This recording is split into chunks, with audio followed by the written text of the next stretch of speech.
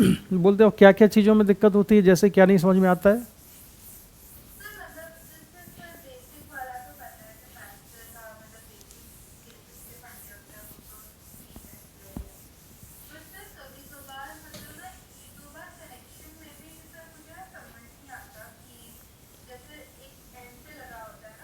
हम्म।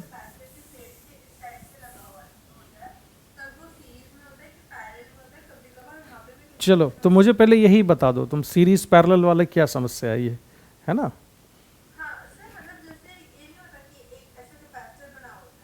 हम्म।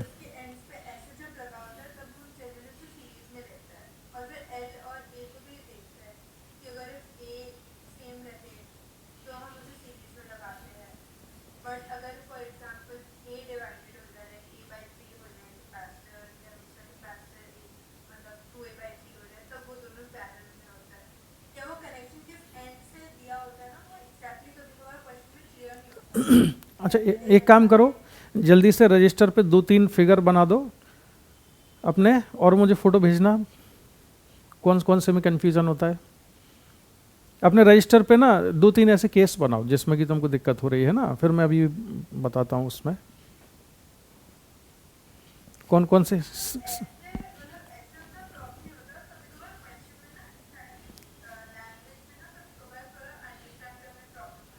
अच्छा अच्छा, 1 मिनट रुको जरा, है ना, 1 मिनट रुको।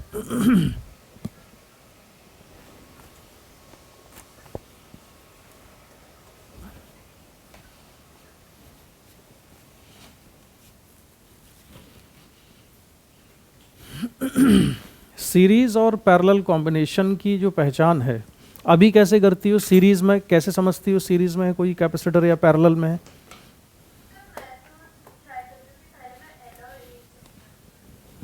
हम्म।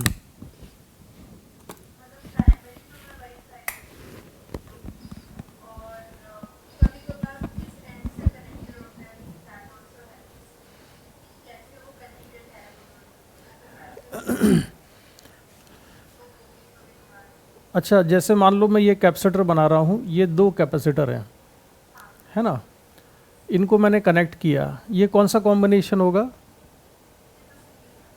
कैसे पता चला कि ये सीरीज है?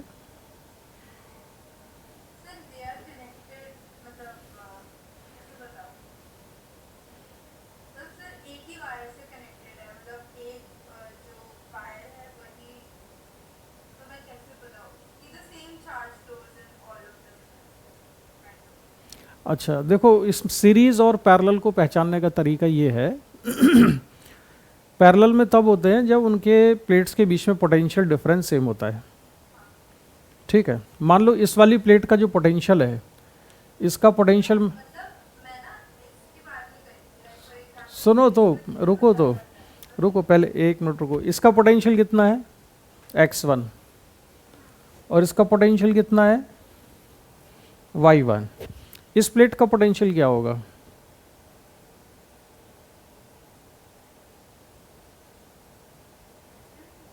पोटेंशियल कितना है इस वाली प्लेट का? x1 ही है ना। यहाँ से जितना पोटेंशियल ये है, यहाँ से अगर मैं यहाँ आ रहा हूँ तो ना तो रास्ते में कहीं ड्रॉप हुआ ना गेन हुआ, तो इसका पोटेंशियल कितना है? x1 है। और इस प्लेट का पोटेंशियल कितना है? y1 है। तो दोनों कैपेसिटर का पोटेंशियल डिफरेंस कैसा है? सेम है। ये पैरेलल कॉम्बिनेशन, ये सीरीज में थोड़े है।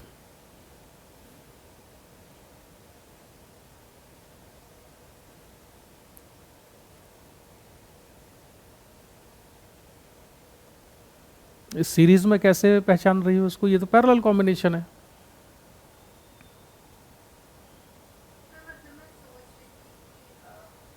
देखो पोटेंशियल से देखना है, जब भी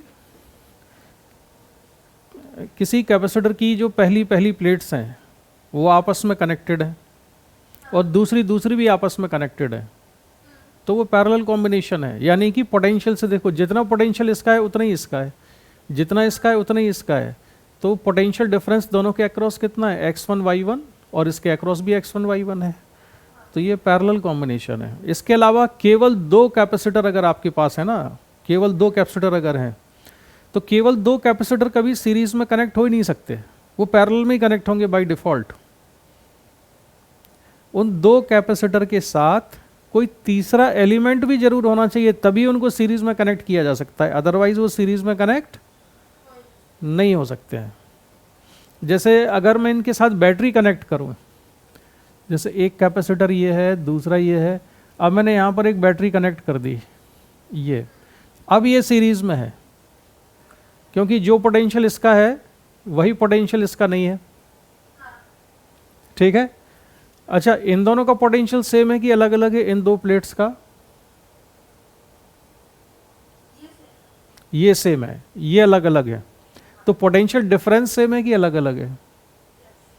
अलग अलग है ना, अलग अलग है ना पोटेंशियल डिफरेंस, क्योंकि ये दोनों, अगर मैं इसका पोटेंशियल 0 मान लेता हूं और इसका V, तो इस प्लेट का पोटेंशियल हुआ V, इसका है 0, और इसका पोटेंशियल x है तो इसका भी x है, तो यहाँ पोटेंशियल डिफरेंस है x माइनस 0 और यहाँ पोटेंशियल डिफरेंस है V माइनस x, तो पोटेंशियल डिफरेंस अलग है। एक ये चीज़ हुई। दूसरी पहचान का तरीका ये होता है कि अगर यहाँ से करंट से देखा करो, कि अगर मान लो हम करंट फ्लो कराते हैं यहाँ से I, तो बेसिकली चार्ज ही फ्लो कर रहा है, तो जब चार्ज यहाँ पर आएगा, ठीक है, तो यहाँ कोई चार्ज इस पर इंड्यूस होगा सामने वाली प्लेट पर, ठीक है ना। मुझे थोड़ा और डेप्थ में जाके समझाने दो जरा। पहले तो मुझे देखो, कॉन्सेप्ट हमको पता नहीं होता है कि कहाँ से वीकनेस आ रही है, पहले जरा वो समझो। ये जो कैपेसिटर है, 3 कैपेसिटर मैं बना रहा हूँ, यहाँ पे बैटरी मैंने कनेक्ट की, ठीक है, और इसका कैपेसिटेंस है C1, ये है C2, ये C3 है। ये कौन सा कॉम्बिनेशन होगा कैपेसिटर के, कौन से कॉम्बिनेशन में? ये सीरीज कॉम्बिनेशन है। चार्ज इन पर सेम होगा? अच्छा, तो चार्ज आया कैसे कैसे, वो प्रोसेस बताओ, कहाँ से आया है, किस प्लेट पे कैसे कैसे चार्ज आया?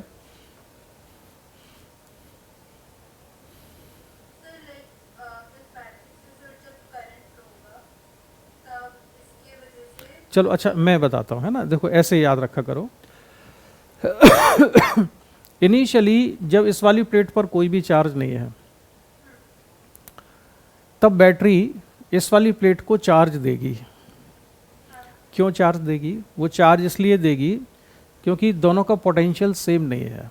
जितना पोटेंशियल इसकी पॉजिटिव प्लेट का है, उतना ही पोटेंशियल इस वाली प्लेट का हो जाना चाहिए, क्योंकि जब भी दो चीज़ों को कनेक्ट करते हैं तो चार्ज का फ्लो तब तक होता है जब तक कि पोटेंशियल सेम ना हो जाए। तो बेसिक चीज़ है, तो चार्ज इसलिए फ्लो करेगा यहाँ से इस पर, जिससे कि पोटेंशियल सेम हो जाए, ठीक है। तो मान लो इस पर चार्ज आया Q, प्लस Q चार्ज आया, तो ये प्लस Q चार्ज आया कहाँ से? बैटरी से। अब ये प्लस Q चार्ज आया तो ये होगा कहाँ पर? इधर है ये वाला चार्ज, प्लस Q चार्ज इस बैटरी के राइट साइड वाली प्लेट पर है। अब इस पर कितना चार्ज आएगा? माइनस Q आएगा ना। तो माइनस Q कहाँ से आया? ये आया कहाँ से?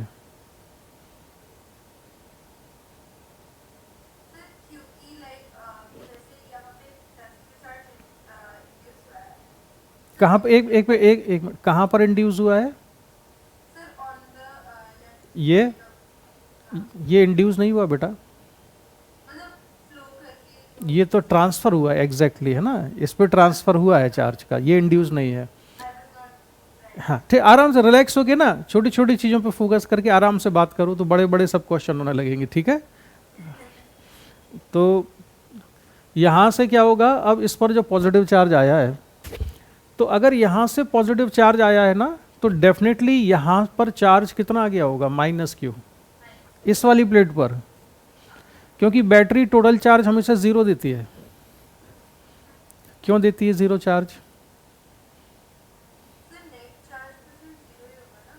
हाँ आप सुनो, अब देखो क्यों होता है, बिल्कुल बेसिक्स पे घुस के बात करेंगे हम।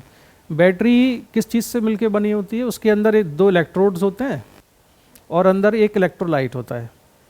इलेक्ट्रोलाइट में केमिकल रिएक्शन होती है, जब केमिकल रिएक्शन होगी तो एक इलेक्ट्रोड पर जितना पॉजिटिव चार्ज लिबरेट हुआ होगा, एक्यूमुलेट हुआ होगा, दूसरे इलेक्ट्रोड पर उतना ही नेगेटिव एक्यूमुलेट हुआ होगा। तो इसमें केमिकल रिएक्शन होती है बेसिकली बैटरी में, है ना। तो केमिकल रिएक्शन को तो बैलेंस होना चाहिए ना, पॉजिटिव और नेगेटिव चार्ज की बेसिस पर। यानी कि इस वाले टर्मिनल पर जितना पॉजिटिव चार्ज एक्यूमुलेट हुआ होगा तो इस पर नेगेटिव होना चाहिए। यानी कि ये प्लस क्यू चार्ज इस प्लेट पर आया, इसका मतलब ये है कि इस वाली प्लेट पर चार्ज ट्रांसफर कहाँ से हुआ होगा, यहाँ से। क्यों हुआ होगा? क्योंकि चार्ज का फ्लो ऐसे हुआ होगा, इसमें से केमिकल रिएक्शन हुई है ना यहाँ पर। तो अगर यहाँ से पॉजिटिव चार्ज निकल गया है तो यहाँ से पॉजिटिव आया भी होगा। एक तो ये तरीका है, ठीक है। और बेसिक्स पर सीखते हैं। यहाँ पॉजिटिव चार्ज आने का मतलब बेटा ये है कि यहाँ से इलेक्ट्रॉन की कमी हो गई है। तो अगर इलेक्ट्रॉन, मान लो यहाँ पर 100 इलेक्ट्रॉन की कमी हो गई, तो 100 इलेक्ट्रॉन गए कहाँ? कहाँ चले गए वो 100 इलेक्ट्रॉन्स? तो यहाँ से इस बैटरी ने 100 इलेक्ट्रॉन खींचे और कहाँ भेज दिए हैं? यहाँ पर, इस वाली प्लेट पर आया होगा ना भाई। 100 इलेक्ट्रॉन अगर यहाँ से कम हुए हैं तो इन टर्मिनल से फ्लो हुआ होगा इलेक्ट्रॉन्स का, और फ्लो करते हुए इलेक्ट्रॉन्स कहाँ पहुँच गए? यहाँ। तो अगर यहाँ 100 इलेक्ट्रॉन्स की कमी है तो यहाँ पर 100 इलेक्ट्रॉन्स एक्सेस में है।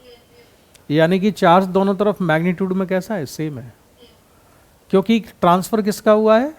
इलेक्ट्रॉन्स का ट्रांसफर हुआ है बेसिकली। तो ठीक है ना, पक्का? अच्छा, ये वाला जो चार्ज है ये इंड्यूस नहीं हुआ, ये बैटरी से ट्रांसफर हुआ है। ये भी ट्रांसफर हुआ है।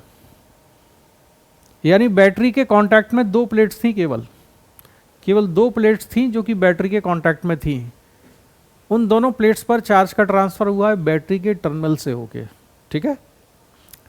अब यहां पर क्या हुआ कि इस पॉजिटिव चार्ज की वजह से एक इलेक्ट्रिक फील्ड आया होगा जिसको हम सिग्मा अपॉन 2 एप्सिलॉन नॉट पढ़ते हैं। उस इलेक्ट्रिक फील्ड की वजह से यहाँ फोर्स लगेगा इलेक्ट्रॉन्स पर।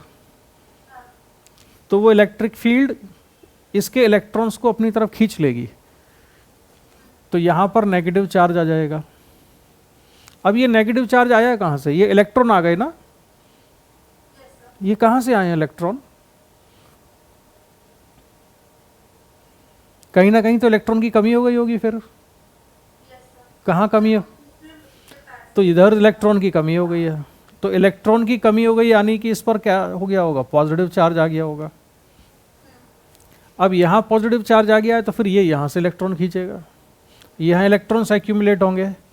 यहाँ पर अगर इलेक्ट्रॉन्स एक्यूमुलेट हो गए तो कहीं और कमी हो गई होगी। कहाँ पर? यहाँ पर। तो ये तो चार्ज का ट्रांसफर इस तरह से हुआ है, और सभी पर चार्ज कैसा है? सेम है। इसमें से ये वाली जो दोनों प्लेट्स हैं इन पर बैटरी से चार्ज आया है, बाकी प्लेट्स पर बैटरी से कोई चार्ज नहीं आया।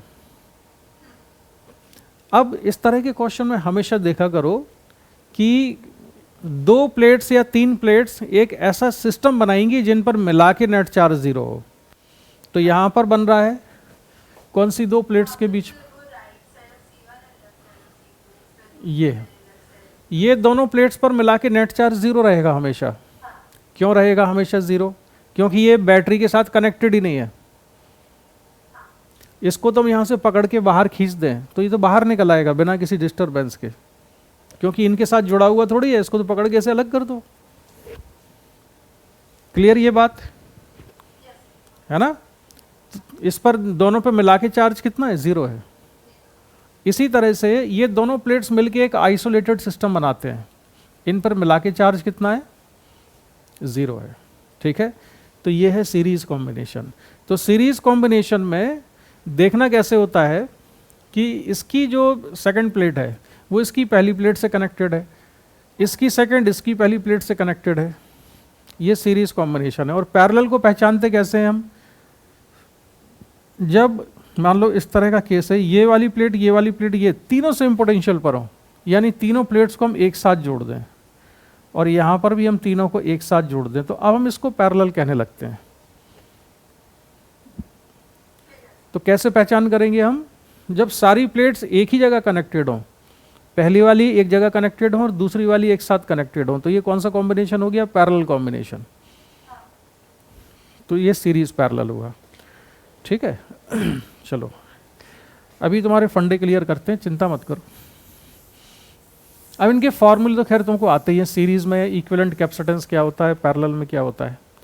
अब हुआ क्या बेटा, देखो एक कैपेसिटर था, न्यूमेरिकल वैल्यू ले लेते हैं, C1 इक्वल टू 4 फैराड मान लेते हैं, और एक दूसरा कैपेसिटर है C2 इक्वल टू कितना ले लें इसको, 6 फैराड मान लिया हमने।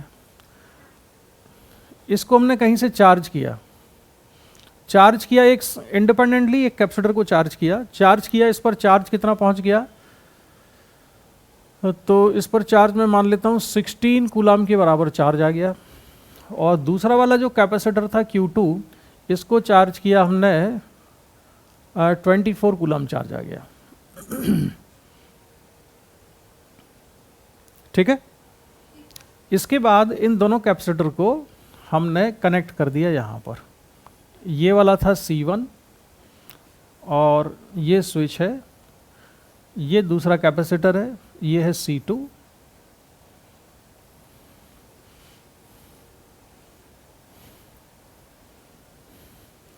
और यहाँ पर एक बैटरी है। इस बैटरी का जो पोटेंशियल डिफरेंस है वो हम मान लेते हैं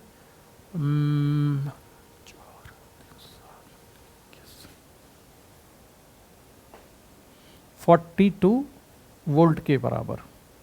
ठीक है, इसका पोटेंशियल डिफरेंस है 42 वोल्ट के बराबर। इन दोनों को कनेक्ट किया हमने, सेपरेटली चार्ज किया, और अभी स्विच ओपन है यहाँ पर, है ना। कितना चार्ज था इस पर, ये लिखा हुआ है, इसका भी चार्ज और कैपेसिटेंस लिखा हुआ है।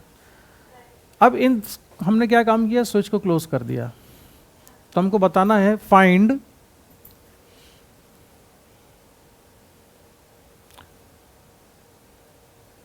चार्ज ऑन ईच कैपेसिटर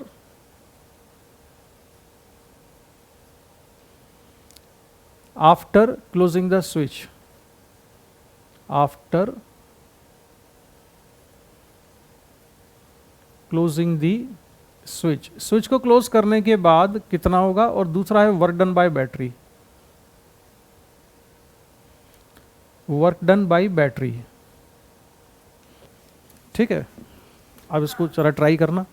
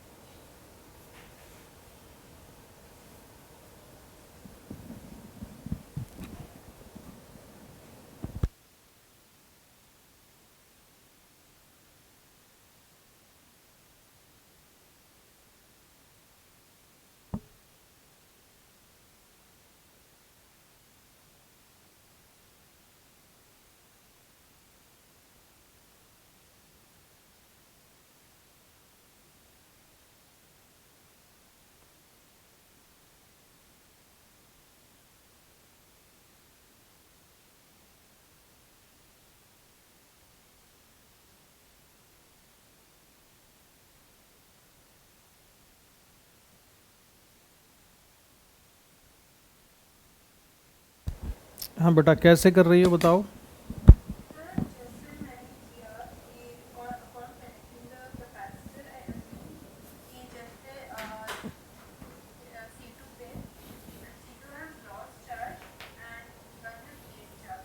हम्म।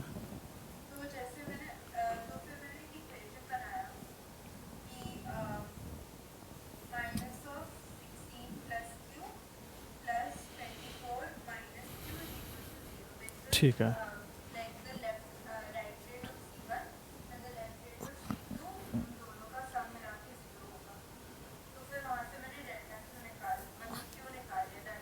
अच्छा ये बताओ, ये सीरीज कॉम्बिनेशन है कि पैरेलल? कैसे पता चला?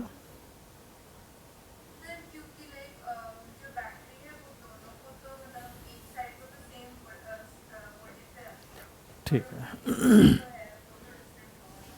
अच्छा, इसका इक्विवेलेंट कैपेसिटेंस कितना हो जाएगा?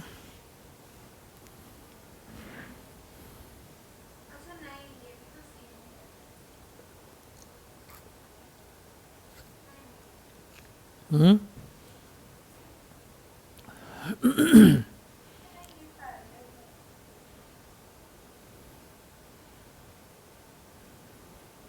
ये कैसे पता कि पैरेलल में है? सुनो एक मिनट, इधर सामने देखो अभी। यहीं देखो, ये पैरेलल में कैसे पता चला बेटा? देखो पैरेलल में तो ये हो ही नहीं सकता। क्यों नहीं हो सकता? पैरेलल की कंडीशन क्या बताई आपको मैंने, कि ये वाली प्लेट पहली प्लेट है मान लो इसकी, तो ये वाली आपस में डायरेक्ट कनेक्ट होना चाहिए ना। तो बीच में तो बैटरी है, डायरेक्ट कनेक्शन कहाँ है इसमें?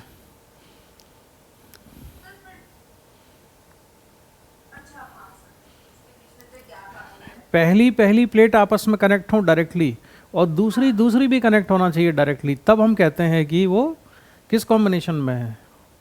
पैरेलल में। और पोटेंशियल डिफरेंस भी सेम होना चाहिए, तो यहाँ तो पोटेंशियल डिफरेंस भी सेम नहीं है इनका। अच्छा, इसके अलावा एक चीज़ और ना, ये सीरीज कॉम्बिनेशन में, सीरीज कॉम्बिनेशन में चार्ज सेम होना चाहिए ना। इस पे चार्ज कितना है? 16 कूलाम है और इसमें 24 है। अच्छा, स्विच को क्लोज करने के बाद दोनों पे चार्ज सेम होगा क्या? सेम चार्ज होगा क्या दोनों पर? सेम आ रहा है? अच्छा, क्या कैलकुलेशन किया बताओ बेटा।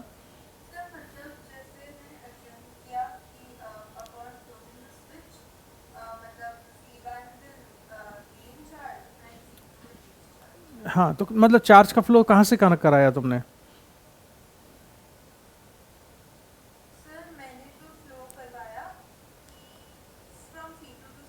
अच्छा, कितना चार्ज मूव फ्लो करवाया? और 4 कैसे? अपने मन से 4 कैसे कर दिया? कैसे तुमने, मतलब पता कैसे चला कि 4 फ्लो होगा?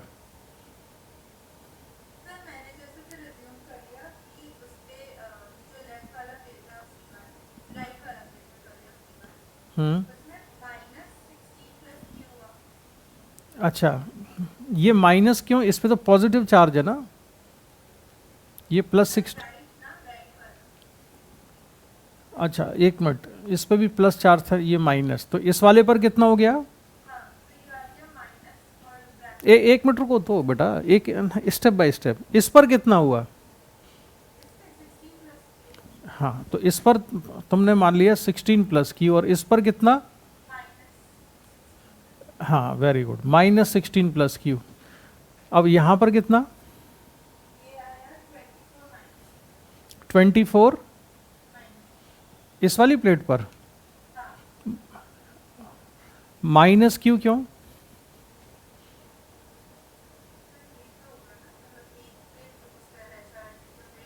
ना देखो बेटा ना, मैं कह रहा हूँ अभी तुम्हें धीरे धीरे आदत होगी। मैं तुमको बिल्कुल बेसिक से चीज़ें बता रहा हूँ। कैसे? ये बताओ कि इस पर प्लस क्यू चार्ज आया, कहाँ से आया ये चार्ज? 16 था ना, 16 प्लस क्यू हो गया, ये इंक्रीमेंट कहाँ से हुआ? बैटरी कनेक्ट की ना, बैटरी से आया होगा। अरे और कहाँ से आ सकता है इसके? और तो कोई कनेक्शन है ही नहीं इसमें। इस वाली प्लेट पे जो भी चार्ज का चेंज होगा वो तो इस टर्मिनल के थ्रू ही होगा। है ना? नहीं समझ के ठीक समझते जाओ। और कहाँ से, कोई जगह ही नहीं है आने के लिए, चार्ज जाने के लिए। इस वाली प्लेट का कांटेक्ट तो कैसा है, इस टर्मिनल के साथ है ना, और तो कहीं कांटेक्ट ही नहीं है इसका। तो चाहे चार्ज इंक्रीमेंट हो चाहे चार्ज का डिक्रीमेंट हो, ठीक है। तो इस पर प्लस क्यू चार्ज आया कहाँ से, बैटरी से आया होगा। अच्छा, तो अगर इस पर ये माइनस फिर कैसे हो गया, ये 16 प्लस क्यू का नेगेटिव कैसे हो गया यहाँ यानी कि यहाँ पर नंबर ऑफ इलेक्ट्रॉन्स बढ़ गए होंगे ना, नेगेटिव चार्ज इंक्रीज हो गया है ना यहाँ। पहले -16 था, अब कितना है, -16 प्लस क्यू है। मान लो पहले यहाँ पर कितने और एग्जाम्पल लो, इसमें कितने इलेक्ट्रॉन्स की कमी थी, 100 की। अब इसमें प्लस क्यू चार्ज है, यानी कि अब इलेक्ट्रॉन की कमी ज़्यादा हो गई है, लगभग 120 इलेक्ट्रॉन्स का डेफिशिएंसी है। तो यहाँ पर एक्सेस में कितने इलेक्ट्रॉन थे, पहले 100 इलेक्ट्रॉन एक्सेस में थे, अब कितने एक्सेस में है, 120। तो यहाँ पर इलेक्ट्रॉन एक्सेस में कितने, 120, इसलिए तो इस पर नेगेटिव चार्ज है ना। तो ये 20 एडिशनल इलेक्ट्रॉन आए कहाँ से, इस वाली प्लेट पर 20 इलेक्ट्रॉन एक्स्ट्रा कहाँ से आ गए। एक ही रास्ता है उसके पास, और कोई है ही नहीं। कौन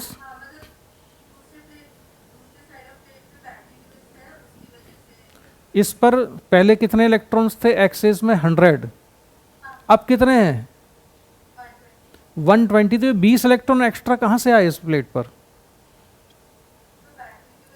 तो बैटरी से तो कोई कांटेक्ट ही नहीं है इसका, कहाँ से आएंगे, इस प्लेट पे कहाँ से आए।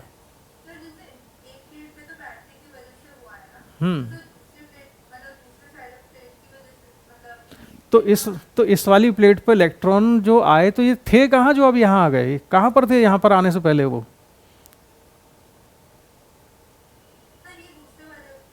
इस वाली प्लेट से आए ना। तो इस वाली प्लेट से इलेक्ट्रॉन आ गए, तो इस वाली प्लेट पे पॉजिटिव चार्ज बढ़ गया कि घट गया, बढ़ गया। तो 24 प्लस क्यू लिखोगे ना बेटा,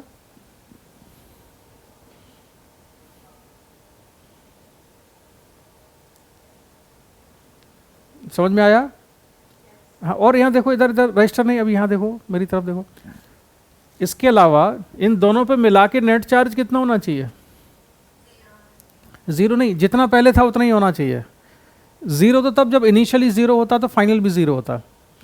इस वाली प्लेट पे इनिशियल चार्ज कितना था, -16 था, इस पर कितना था, +24 था।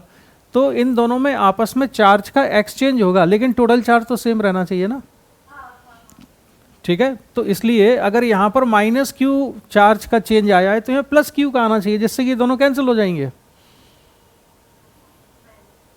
चार्ज कंजर्व रहना चाहिए ना इन दोनों प्लेट्स का मिलके, ठीक है।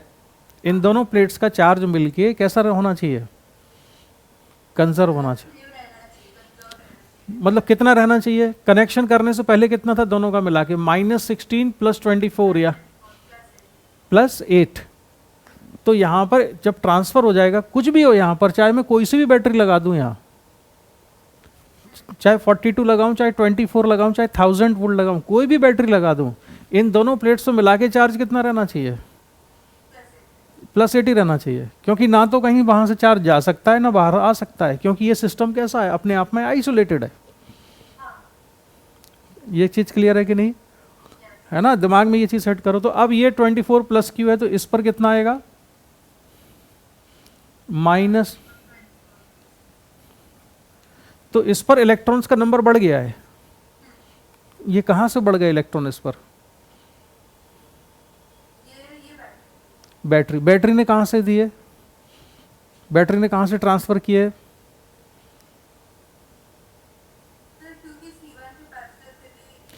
इस वाली प्लेट से उसने इलेक्ट्रॉन खींचे, यहां से इलेक्ट्रॉन्स खींचे और यहां भेज दिए, ये हुआ है, आए समझ में।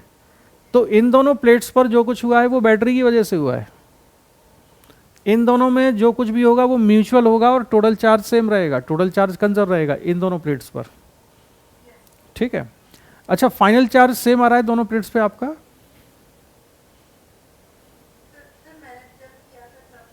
अच्छा अब करो जरा, कितना आ रहा है?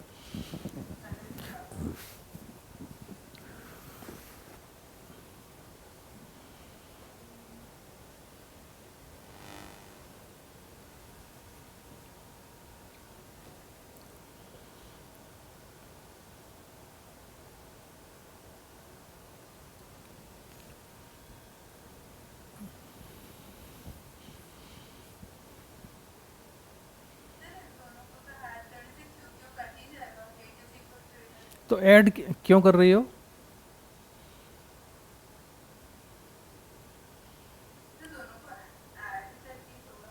मतलब क्या, नहीं क्या चीज़ अप्लाई कर रही हो तुम? इक्वेशन क्या बना रही हो?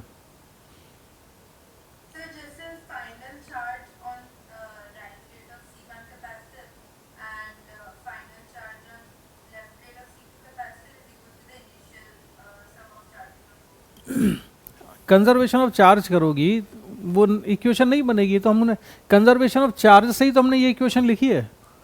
ये चार्ज की value already conservation of charge से लिखी है। इस हाँ, वो ऑलरेडी लगा हुआ है ना वो तो। फिर अब क्या करें?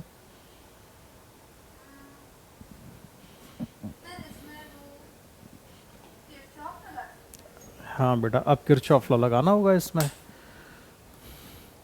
क्या यूज़ करेंगे अब हम इसमें? Kirchhoff's law. तो यहाँ से स्टार्ट करते हैं। इसको मैं क्रॉस करूँगा तो पोटेंशियल में गेन हुआ या ड्रॉप हुआ? तो क्या लिखूँ मैं? +42। इसको क्रॉस किया तो गेन या ड्रॉप? तो -16 + Q अपॉन 4। फिर ड्रॉप हुआ तो -24 + Q अपॉन 6 = 0। बस अब सॉल्व कर दो, एक बार में आंसर आएगा।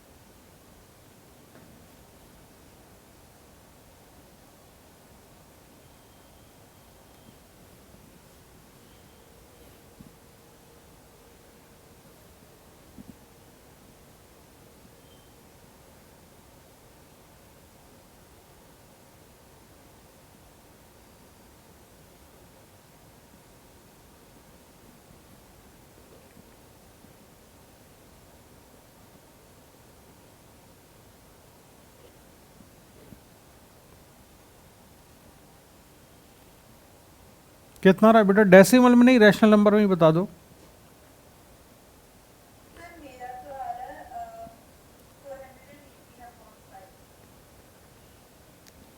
418 अपॉन 5।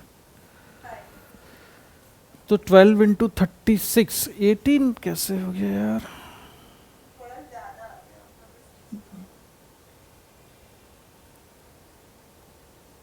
432/5 आ रहा है लगता है। एक बार चेक कर लो कैलकुलेशन, मतलब मुझे याद नहीं, मैंने तो रैंडम वैल्यू लिखी थी यहाँ पर।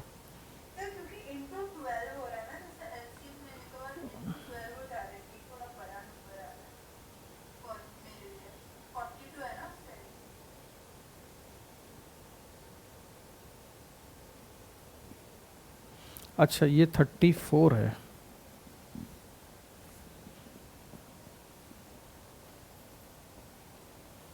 इंटू 12, 408 आ रहा है ना, 408।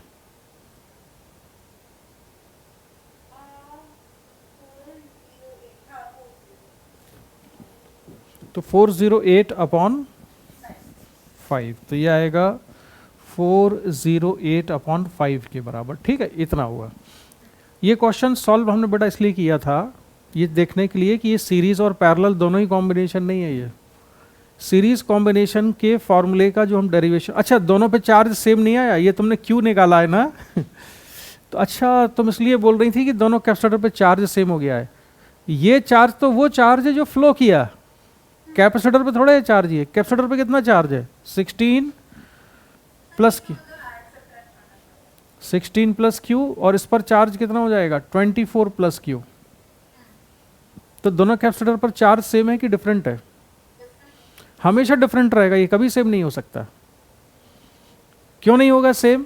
जब दोनों कैपेसिटर पर चार्ज में इनिशियली कैसा है, डिफरेंस है, लेकिन फ्लो करा रहे हैं हम सेम। इस पर भी क्यू फ्लो कराते हैं, इस पर भी क्यू फ्लो कराते हैं। तो जब हमेशा सेम चार्ज ही फ्लो करा रहे हैं तो जो डिफरेंस दोनों के बीच में, वो डिफरेंस तो मेंटेन रहेगा ना हमेशा। भाई किसी के पास 2 रुपए हैं, किसी के पास 8 रुपए हैं, हम दोनों लोगों को बराबर बराबर पैसा देंगे तो उन दोनों के पैसे कभी बराबर थोड़े होंगे। जो डिफरेंस है वो तो हमेशा बना रहेगा, क्योंकि हम उसको सेम अमाउंट में मनी दे रहे हैं। तो ऐसे ही यहाँ पर होगा, चार्ज जब हम सेम फ्लो करा रहे हैं दोनों पर, तो दोनों पे कभी चार्ज सेम नहीं होगा। इसमें सीरीज का कोई फार्मूला नहीं लगेगा। C equivalent equal to C1 C2 upon C1 plus C2 इसमें नहीं लगा सकते हैं हम। ध्यान रखना, इसमें सीरीज के जो फॉर्मूले हैं वो नहीं लगेंगे। सीरीज के फॉर्मूले तभी लगते हैं जबकि हमने वो कंडीशन सेटिस्फाई की हो जो फॉर्मूले के डेरिवेशन में यूज की गई थी। फॉर्मूले के डेरिवेशन में क्या कंडीशन यूज की थी हमने? चार्ज ऑलरेडी सेम लेके ही फॉर्मूला डिराइव किया है। डेरिवेशन में हमने चार्ज ऑलरेडी सेम लिया था ना, तो फॉर्मूला तभी लगेगा जब चार्ज सेम होगा। ठीक है, अच्छा तो चलो इतना, इसको मिटा दो ना।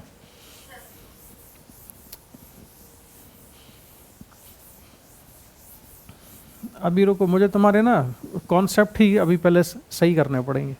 क्वेश्चन तो मैं बाद में डिस्कस करूंगा। अब यहाँ देखो, जैसे एक प्लेट है, इस पर एरिया है प्लेट का A, और इसको चार्ज दिया, मान लो मैंने 10 कूलम का चार्ज दे दिया, तो दोनों सरफेस पे चार्ज का डिस्ट्रीब्यूशन कैसा होगा? सेम हो जाएगा। यहाँ कितना आएगा? 5 कूलम, यहाँ पर 5 कूलम होगा। ठीक है, चलो अब मैं क्या करता हूँ कि ये वाली जो प्लेट है, इसके सामने एक प्लेट और रख देता हूँ, और चार्ज मैंने केवल इसको दिया 10 कूलम का। अब चार्ज का डिस्ट्रीब्यूशन करो जरा, कितना कितना चार्ज होगा।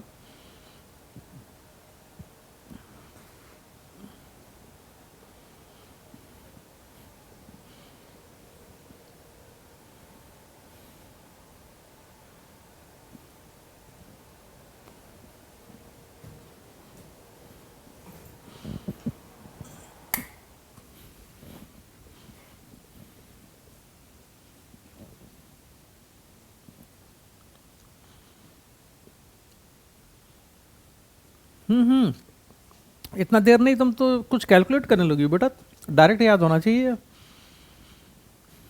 यहाँ कितना चार्ज है, यहाँ कितना, यहाँ यहाँ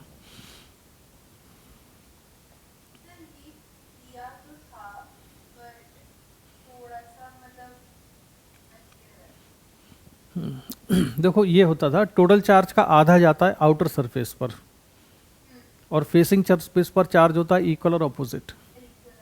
अच्छा तुम कैसे निकाल रही थी, अभी क्या कर रही थी इसके लिए, ये बताओ।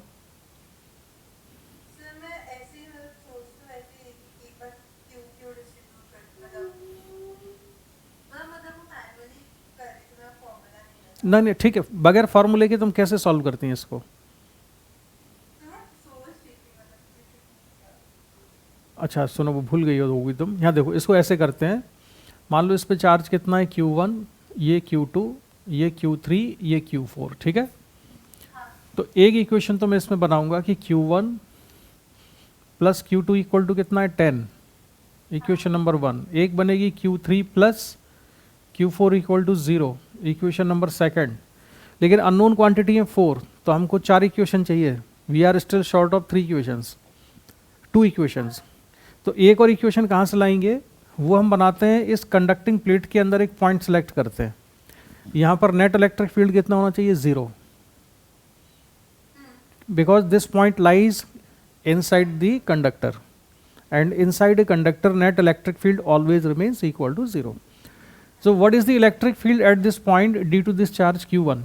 Q1 की वजह से कितनी होगी इलेक्ट्रिक फील्ड यहाँ,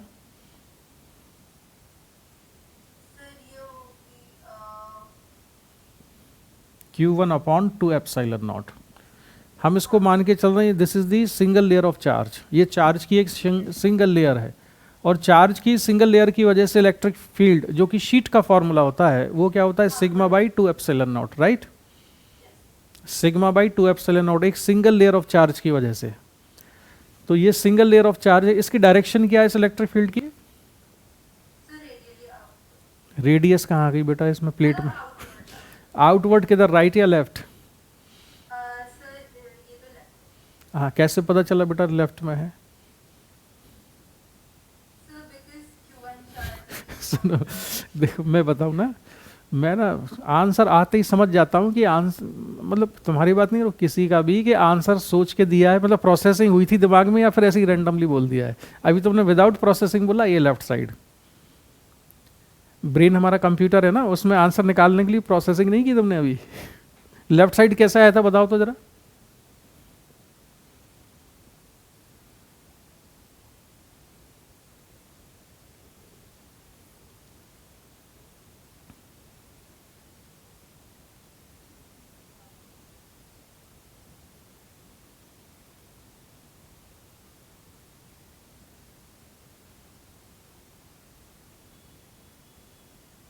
देखो इतना टाइम लग रहा है, यानी पहले बिना सोचे हुए बोला था।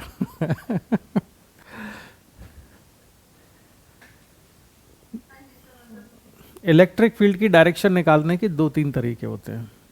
उनमें से एक तरीका ये है कि जिस पॉइंट पर इलेक्ट्रिक फील्ड की डायरेक्शन निकालनी होती है, हम उस पॉइंट पर एक टेस्ट पॉजिटिव चार्ज अज्यूम कर लेते हैं। वो टेस्ट पॉजिटिव चार्ज जिस डायरेक्शन में फोर्स एक्सपीरियंस करता है, that is the direction of electric field. तो अगर मैं यहाँ पर एक टेस्ट पॉजिटिव चार्ज रखूँ इस पॉइंट पर, तो जो Q1 चार्ज है उसकी वजह से इस पर फोर्स किस डायरेक्शन में लगेगा, राइट या लेफ्ट, चलो अट्रैक्टिव लगेगा या रिपल्सिव ये बताओ,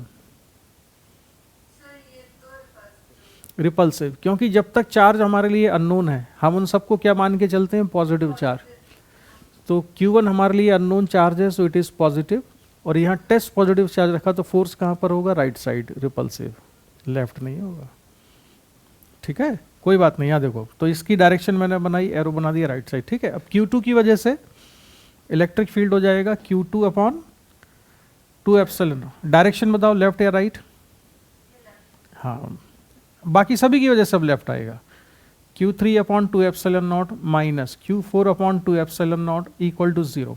और ये इलेक्ट्रिक फील्ड कैसे यूनिफॉर्म है, नेट इलेक्ट्रिक फील्ड हमने यहाँ 0 कर दिया, तो यहाँ से इक्वेशन मिल गई हमको Q1 minus Q2 minus Q3 minus Q4 equal to 0। This is equation number 3, ठीक है। अब हमको एक इक्वेशन और चाहिए, तो एक और लाने के लिए क्या करेंगे हम, उसके लिए अब हम ये करेंगे कि इस पॉइंट पर नेट इलेक्ट्रिक फील्ड 0 करेंगे। ये भी एक कंडक्टिंग मटेरियल के अंदर है पॉइंट, तो यहाँ भी नेट इलेक्ट्रिक फील्ड 0 होना चाहिए। तो Q1 की वजह से इलेक्ट्रिक फील्ड, अब मैं ये 2 एप्सिलॉन नॉट नहीं लिख रहा हूँ, डायरेक्ट इक्वेशन लिख रहा हूँ, क्योंकि ये तो सारे कैंसिल ही हो जाते हैं। तो Q1 की वजह से यहाँ इलेक्ट्रिक फील्ड किस डायरेक्शन में है,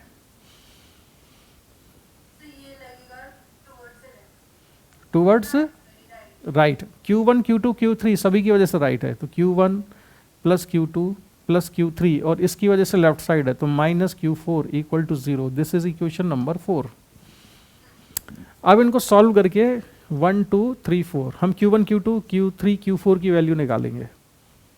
तो चलो अच्छा जल्दी से कर लो, है ना, तो थोड़ा सा याद रह जाएगा।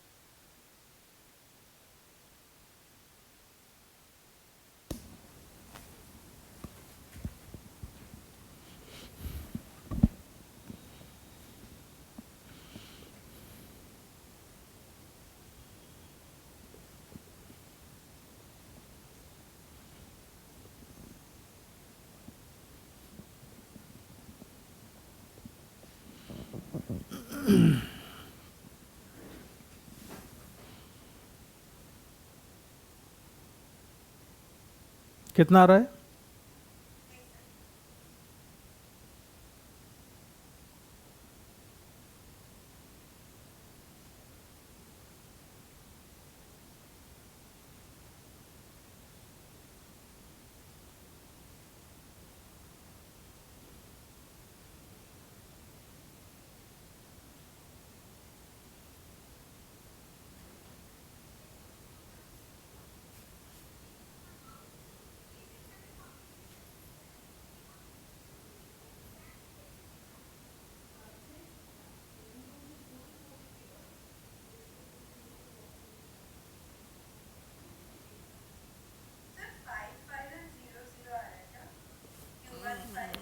हाँ, तो टोटल चार्ज कितना था? 10। उसका आधा इधर होगा और आधा इधर होगा। तो मैंने यही याद करा रहा था ना, याद रख लो, ये 5, ये 5। तो अगर इस पर 5 है तो इस पर कितना आ रहा है? 0। तुम्हारा 0 क्यों आ रहा है बेटा? सुनो ना, अरे यहाँ तो देखो, टेंशन मत, इधर देखो, Q1 प्लस Q2 कितना था? तो यहाँ 10 रख दो। तो Q3 minus Q4 equal to कितना हो गया? Q3 माइनस Q4 कितना आया? Q1 प्लस Q2 को कितना? 10 रखते हुए माइनस 10 हो गया ना।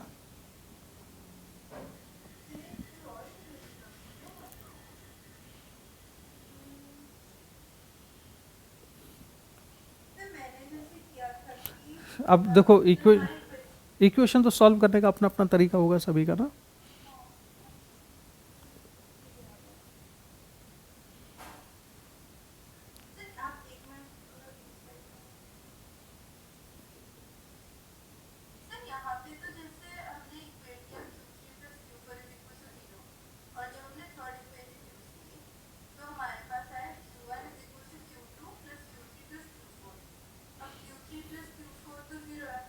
हाँ, और Q3 माइनस Q4 कितना है?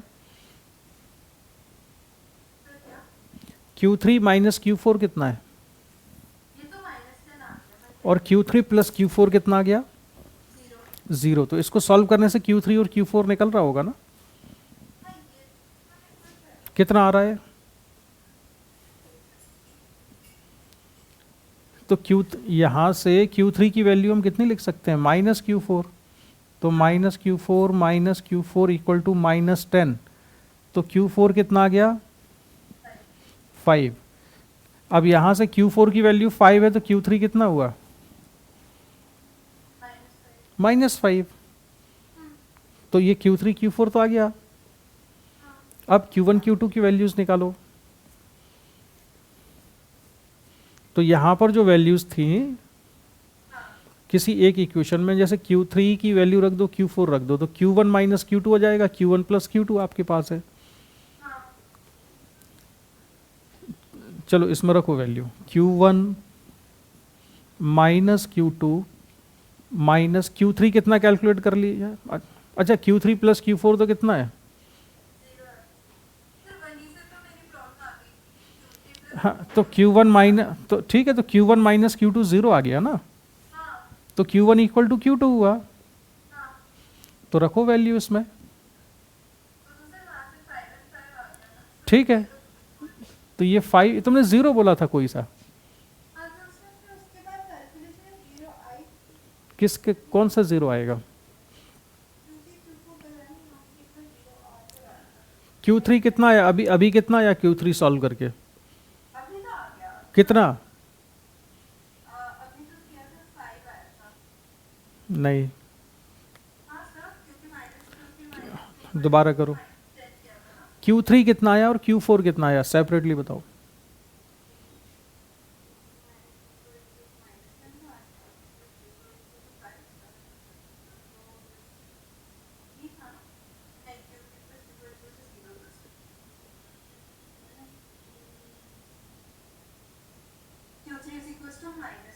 तो -5 आ रहा है ना। बेटा देखो, तुम टेंशन में हो। जब ये 5 आ गया है, इधर देखो, ये 5 आ गया था, इस प्लेट पे नेट चार्ज कितना है?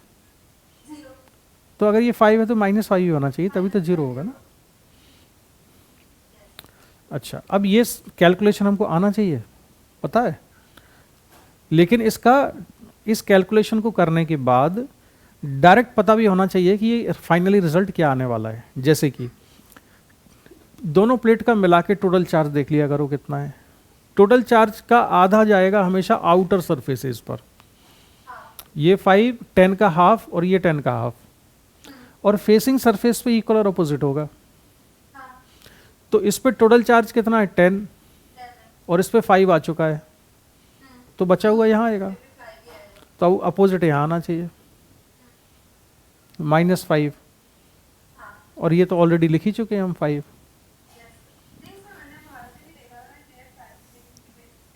हाँ चलो कोई बात नहीं। आज कितनी क्लास कर ली है तुमने, ज़्यादा कर ली है क्या?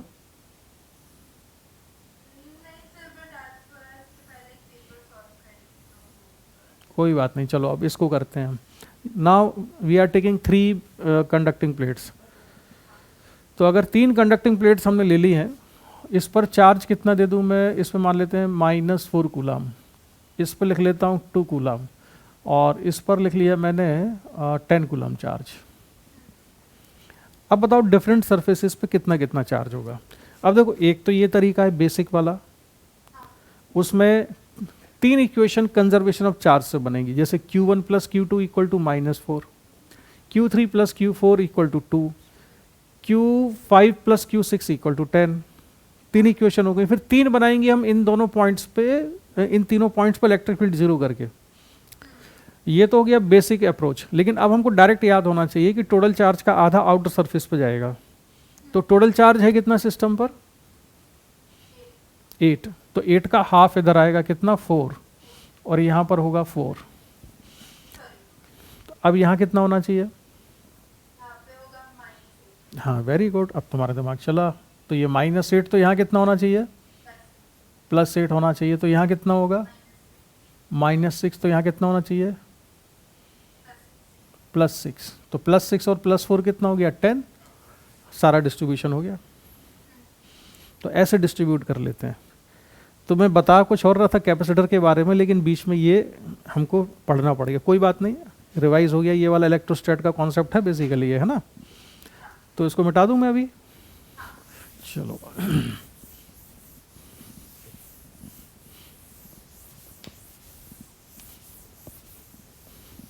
अब देखो यहाँ पर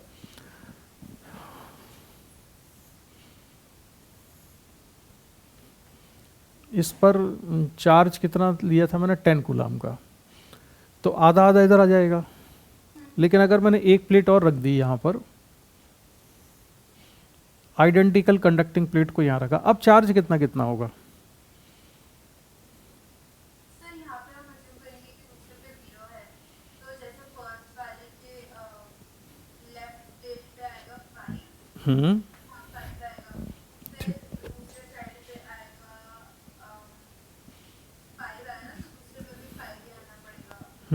ठीक है।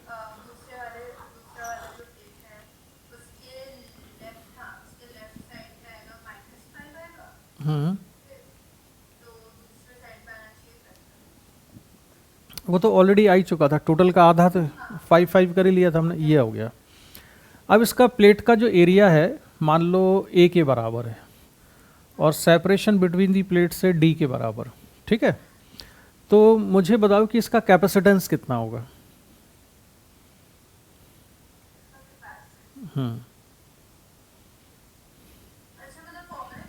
हाँ, कैपेसिटेंस क्या लिखूं मैं इसका,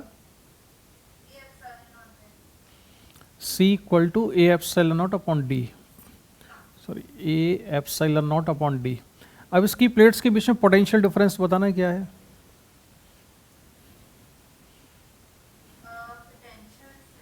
बिटवीन दी प्लेट्स क्या लिखेंगे,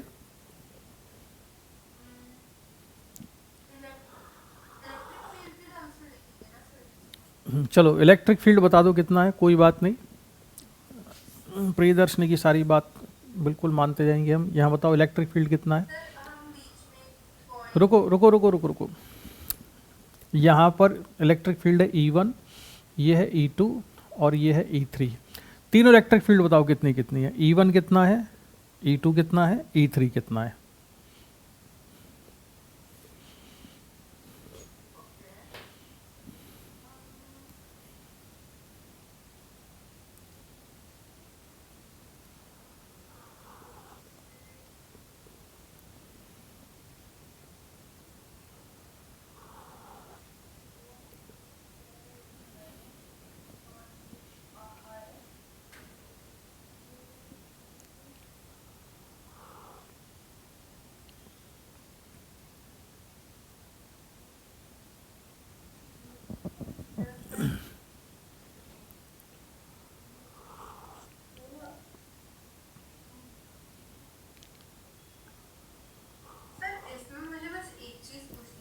हम्म जैसे हम इलेक्ट्रिक फील्ड कैलकुलेट कर रहे हैं इवन साइड इवन का, हम्म तो जैसे हम जो पहले वाला प्लेट है सभी उसका, का आएगा, चारों लेयर्स का कंट्रीब्यूशन आएगा ना इलेक्ट्रिक फील्ड में। हाँ चारों का आएगा ना। हम्म इवन का है, इवन का आएगा, दूसरा इधर आएगा, ये वाला इधर आएगा, दूसरा आएगा towards it and one will be away.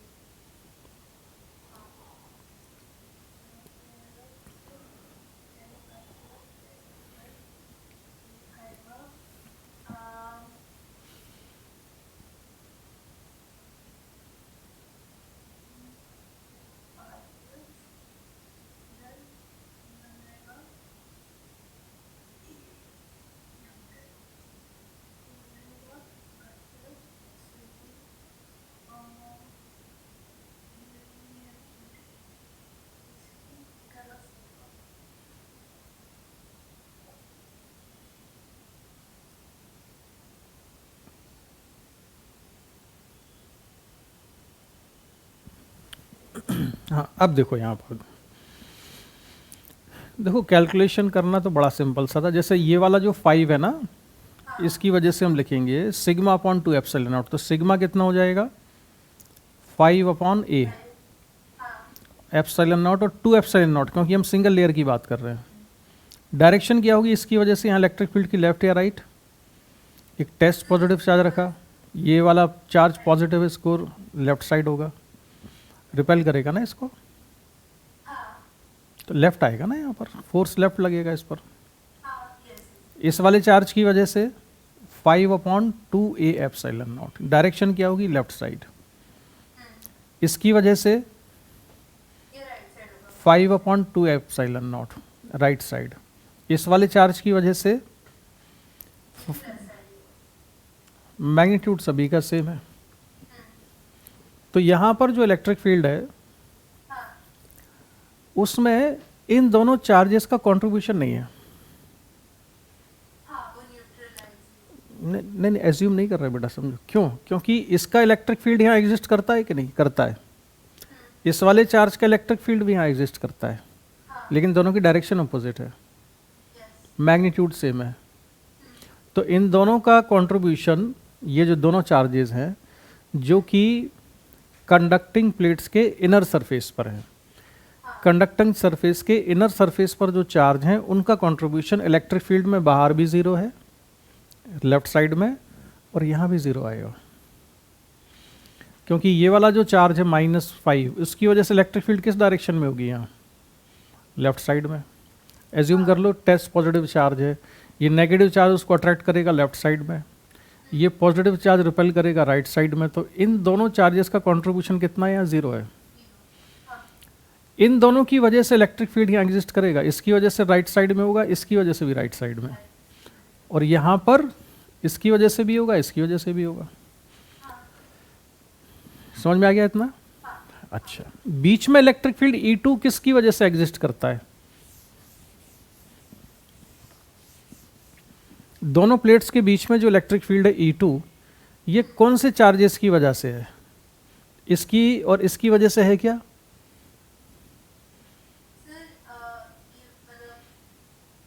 ये ऐसे देखो, मैं इसकी इंडिविजुअल इलेक्ट्रिक फील्ड होगी क्या यहाँ पर? केवल इस चार्ज की इलेक्ट्रिक फील्ड होगी क्या? हाँ, किस डायरेक्शन में होगी? और इसकी वजह से होगी क्या यहाँ इलेक्ट्रिक फील्ड? किधर? हाँ, तो ये दोनों कैंसिल हो जाएंगी यहाँ। अच्छा, अब इस वाले चार्ज की वजह से, इस +5 की वजह से यहाँ इलेक्ट्रिक फील्ड किस डायरेक्शन में आएगा? और इस नेगेटिव चार्ज की वजह से राइट। यानी कि यहाँ पर जो इलेक्ट्रिक फील्ड है दोनों प्लेट्स के बीच में, वो इलेक्ट्रिक फील्ड होता है केवल इनर सरफेस के चार्ज की वजह से। ठीक है? अच्छा चलो, अब मैं तुम्हें ना कॉन्सेप्ट पे ले जा रहा हूँ, ऐसे समझते हैं कॉन्सेप्ट को। अब पोटेंशियल डिफरेंस होता क्या है? dV = E डॉट dr होता है। और अगर इलेक्ट्रिक फील्ड यूनिफॉर्म हो तो डेल्टा V को क्या लिख लेते हैं हम? -E डेल्टा आर ऐसा कर लेते हैं। अब यहाँ पर तो ये सिंपल डी है, तो ई इंटू डी कर लूँगा मैं। तो ये जो ई लिखूँगा ये कौन सा वाला ई आएगा यहाँ पर?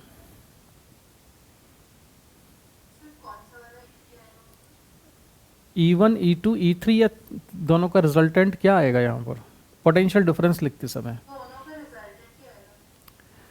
किन दोनों? जो है मतलब E2 रीजन का जो इलेक्ट्रिक फील्ड है वो केवल E2 आएगा इसमें। हाँ ये E1 और E3 क्यों नहीं आएंगे? सर क्योंकि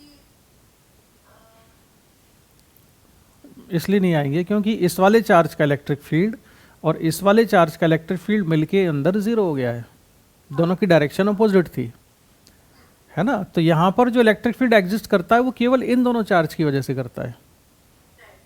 तो जब पोटेंशियल डिफरेंस हम निकालेंगे तो जब मैं यहाँ का इलेक्ट्रिक फील्ड लिखूंगा तो वो केवल इन चार्ज का इलेक्ट्रिक फील्ड है ना, वो E2 आएगा, यानी E2 इंटू डी ओनली। यानी कि यहाँ जो पोटेंशियल डिफरेंस है उसमें कंट्रीब्यूशन इन वाले चार्जेस का नहीं है। क्यों नहीं है? क्योंकि उनका इम्पैक्ट अंदर आ भी हाँ, क्योंकि पोटेंशियल का मतलब होता है work done by the electric field in bringing unit positive charge, वो तुमने पढ़ी होगी डेफिनेशन। तो अगर मैं एक चार्ज को यहाँ से यहाँ मूव कराऊंगा तो जो इलेक्ट्रिक फील्ड वर्क करेगी वो केवल E2 वर्क कर रही है यहाँ पर, और E1 और E3 का वर्क तो है लेकिन दोनों का वर्क इक्वल और अपोजिट है, मिलके जीरो हो जाएगा। या ये दोनों इलेक्ट्रिक फील्ड कैसे हैं यहाँ पर? ये वाला 5 और ये वाला 5 का इलेक्ट्रिक फील्ड मिलके कैसा हो रहा है? यहाँ जीरो हो रहा है। तो पोटेंशियल डिफरेंस किसकी वजह से क्रिएट होता है दोनों प्लेट्स के बीच में? Charge which is on the inner surface of the plates. तो अब मुझे इतनी सारी, तो ये तो मैं कॉन्सेप्ट में घुस के समझा, अब मुझे पोटेंशियल डिफरेंस लिखना हो इसका, तो मैं पोटेंशियल डिफरेंस के लिए कौन सा फॉर्मूला यूज करूंगा? Q बाई सी। तो कौन सा Q यूज करूंगा मैं? केवल इनर सरफेस वाला, उसमें इन वाले चार्जेस का कोई कंट्रीब्यूशन नहीं है पोटेंशियल डिफरेंस में। तो मुझे क्या लिखना होगा potential difference? 5 upon A epsilon not upon D. अब ये कौन सा वाला 5 है? ये तो एक सिंपल केस हो गया। अभी मैं थोड़ा वैल्यू चेंज करता हूँ दूसरे एग्जाम्पल में, तो अलग अलग सरफेस पे जिससे चार्ज अलग अलग हो जाए। तो मान लो इसको चार्ज दे देता हूँ मैं 4 कूलाम और इसको दे दिया मैंने -6 कूलाम चार्ज। तो सबसे पहले तो चार्ज का डिस्ट्रीब्यूशन बताओ, किस सरफेस पे कितना चार्ज है? सबसे पहले तो फर्स्ट प्लेट का जो लेफ्ट साइड है हम्म, उस पे आएगा -1। हाँ ठीक, -1 और इस पर -1, हाँ टोटल का आधा आउटर सरफेस पर। अब इस पर -1 है तो यहाँ कितना हो गया? +5। तो यहाँ कितना हो गया? और ये मिला के -6 होना चाहिए था। ठीक है। अब मान लो इसका कैपेसिटेंस दिया हुआ है क्वेश्चन में। कैपेसिटेंस हम मान लेते हैं कि कितना ले लें? 3 फैरेड मान लेता हूँ मैं। ठीक है। तो इसका पोटेंशियल डिफरेंस पूछा जाए दोनों प्लेट्स में, तो पोटेंशियल डिफरेंस कितना होगा?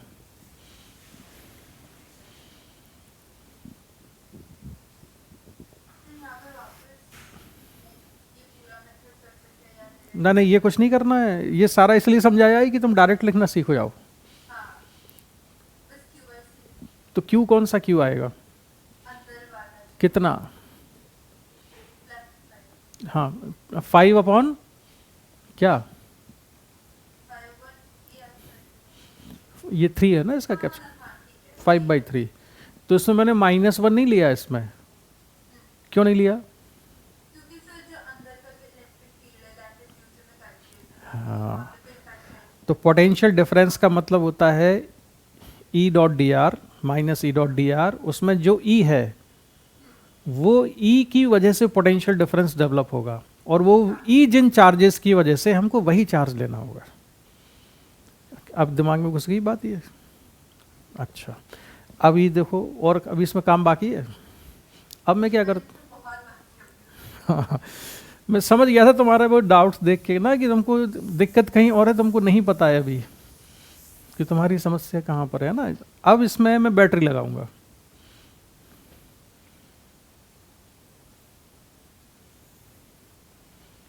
और C जो है मैं लिखूं कितना इसका, चलो डेसिमल में जाएगा आंसर, कुछ नहीं तो। ये एक बैटरी है और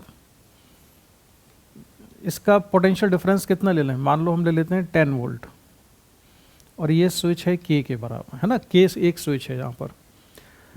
ये इनिशियल कंडीशन है, हमने स्विच को क्लोज किया, तो स्विच को क्लोज करने के बाद फाइनल चार्ज बताना है चारों सरफेस पे कितना होगा। Find final charge on each surface after closing the switch. Switch को क्लोज करने के बाद चारों सरफेस पर, तुम कैलकुलेट मत करो, बस बात करो मेरे से अभी। हाँ, स्विच को क्लोज किया हमने, है ना। अब क्या होगा, बैटरी इसको चार्ज करेगी कैपेसिटर को या नहीं करेगी? हाँ, देखो अब ना आगे मैं ना अभी कम से कम 5 मिनट तुमसे सवाल पूछता है इस पर, लेकिन मैं पूछूंगा नहीं, अभी टाइम कम है हमारे पास, इसलिए मैं बता दे रहा हूँ डायरेक्ट। जब भी सॉल्व करूँ ना क्वेश्चन, तो हमेशा ध्यान रखना कि कैपेसिटर के अक्रॉस पोटेंशियल डिफरेंस ज़्यादा है या बैटरी का वोल्टेज ज़्यादा है। इसका पोटेंशियल डिफरेंस कितना है? 5/3, तो 5/3 इज लेस देन 10 वोल्ट, तो इसलिए बैटरी चार्ज करेगी कैपेसिटर को। अगर कैपेसिटर के अक्रॉस पोटेंशियल डिफरेंस ज़्यादा होता तो फिर वो बैटरी को चार्ज करता। ठीक है, तो अभी तो ये चार्ज करेगा, तो कब तक चार्ज करता रहेगा? सेम ना हो जाए। तो कितना हो जाएगा फाइनल पोटेंशियल डिफरेंस? हाँ, तो फाइनल चार्ज कितना आना चाहिए? Q final equal to CV, तो C कितना है? 3 और ये है 10, तो 30 कूलाम के बराबर। ठीक है, तो ये फाइनल चार्ज है इस पर। अब अलग अलग प्लेट्स पर डिस्ट्रीब्यूशन तो बताओ, किस प्लेट पे कितना चार्ज होगा? हाँ, तो फाइनल चार्ज है तो 30 कूलाम, लेकिन यहाँ सरफेस पे दिखाना है मुझे, तो कौन से सरफेस पे कितना चार्ज दिखाऊं?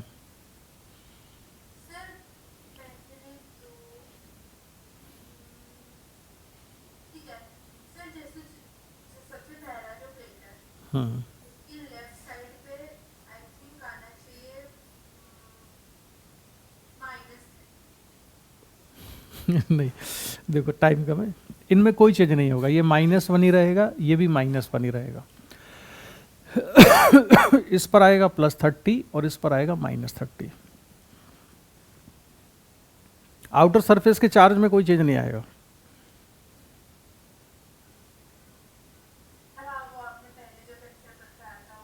अब देखो कि हुआ क्या है यहाँ पर, यहाँ से चार्ज 30 कूलम हो गया, यानी इसने इलेक्ट्रॉन खींचे यहाँ से, तो इलेक्ट्रॉन्स खींच के उसने यहाँ भेज दिए ना। तो दोनों सरफेस पे चार्ज में जो चेंज होगा वो इक्वल और अपोजिट होगा। जितना यहाँ पर चेंज हुआ होगा उतना ही नेगेटिव यहाँ चेंज हुआ होगा। तो आउटर सरफेस के चार्ज से कोई मतलब ही नहीं है इसमें। यहाँ -1, ये -1, जैसा पहले था उतना ही रहेगा। ठीक है, जैसे अगर मैं इस पे 5 कूलम चार्ज देता हूँ तो यहाँ -5 आना चाहिए ना, यहाँ पे 6 देता हूँ तो यहाँ -6, या ऐसे समझो ये +5 है, अगर यहाँ पर मैंने 5 + 1 हो गया तो वहाँ कितना हो जाएगा? -5 -1। तो ये 1 का जो चेंज आ रहा है, ये चेंज आ क्यों रहा है, हो क्या रहा है? ये बैटरी इलेक्ट्रॉन को ट्रांसफर कर रही है एक प्लेट से दूसरी प्लेट पर। तो कहाँ से ट्रांसफर किए इसने? यहाँ से इलेक्ट्रॉन उठाए और यहाँ भेज दिए। ऐसा किया है क्या इसने? नहीं, उल्टा किया है, उल्टा किया है, उल्टा किया है। इस पे चार्ज हो गया है 5 + 1, तो यहाँ चार्ज पॉजिटिव चार्ज बढ़ गया ना यहाँ, तो इलेक्ट्रॉन यहाँ से खींचे इसने और इस वाले पर पहुँचा दिए हैं, तो इस पर नेगेटिव चार्ज ज़्यादा हो गया, इस पर पॉजिटिव ज़्यादा हो गया। ठीक है, और ये अट्रैक्टिव फोर्स लग रहा है इन पर, तो हमेशा चार्ज कैसा, ये इक्वल और अपोजिट है। तो जब भी इस तरह का क्वेश्चन होगा ना, तो आउटर सरफेस के चार्ज में कोई डिस्टर्बेंस नहीं होगा, जो भी चार्ज में चेंज आ रहा है वो इनर सरफेस के आ रहा है। क्लियर ये चीज? अच्छा चलो बेटा, अब ये बताओ वर्क डन बाय बैटरी कितना है इस केस में? सर यहाँ पे इसका कैलकुलेशन करके बताओ, है ना। हाँ, तो सर यहाँ पे होगा 25 into 10 होगा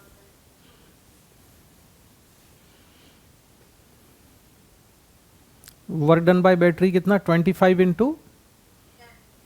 पक्का। ठीक है, चार्ज जो बैटरी ने सप्लाई किया +5 तो इस पर ऑलरेडी था, हाँ, तो इसने बैटरी ने कितना दिया इसको, 25। तो charge phloem through the terminal of the battery 25 into EMF 10, तो वर्क डन कितना हो गया, 250 जूल के बराबर। अब हमको इसमें निकालना है एनर्जी कितनी चेंज हुई, पोटेंशियल एनर्जी में क्या चेंज आया।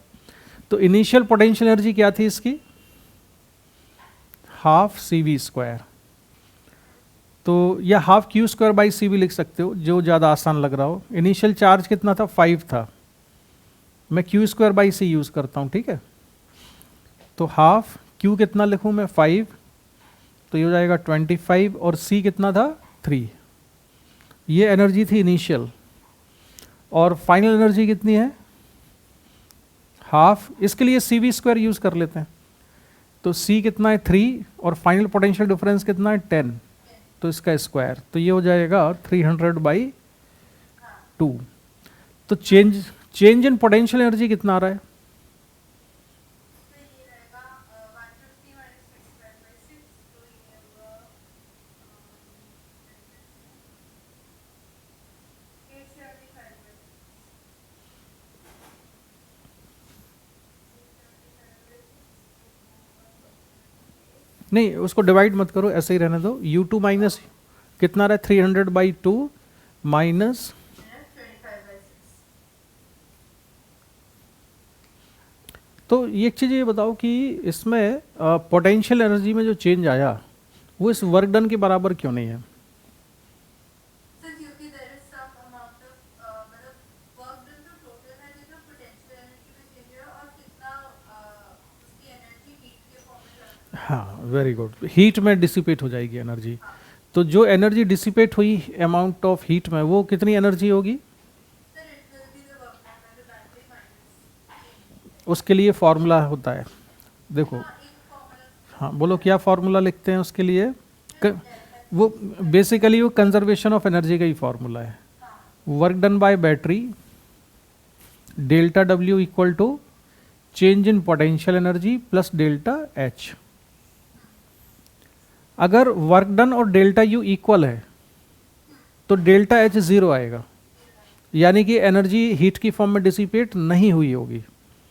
लेकिन यहाँ पर वर्क डन में लिखूंगा तो वो कितना है, work done 250, change in potential energy जो है 300/2, जो कुछ भी है वो लिखेंगे प्लस डेल्टा H, है ना। तो इससे निकल आएगा अमाउंट ऑफ हीट जो डिसिपेट हुई इस प्रोसेस में। वैसे ये बहुत ज़्यादा थोड़ी एडवांस लेवल की बात हो जाती है। एनर्जी डिसिपेट हो कहाँ जाती है इसमें,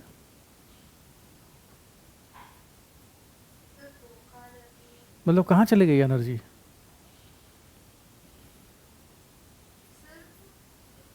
रेजिस्टेंस तो था ही नहीं ना, कहाँ गई। हीट की फॉर्म में डिसिपेट है तो हीट प्रोड्यूस हुई कैसे।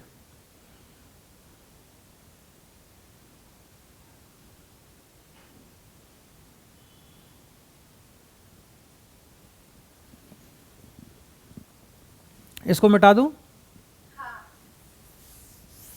तब तक सोचो जरा कि हीट डिसिपेट हो कहाँ गई।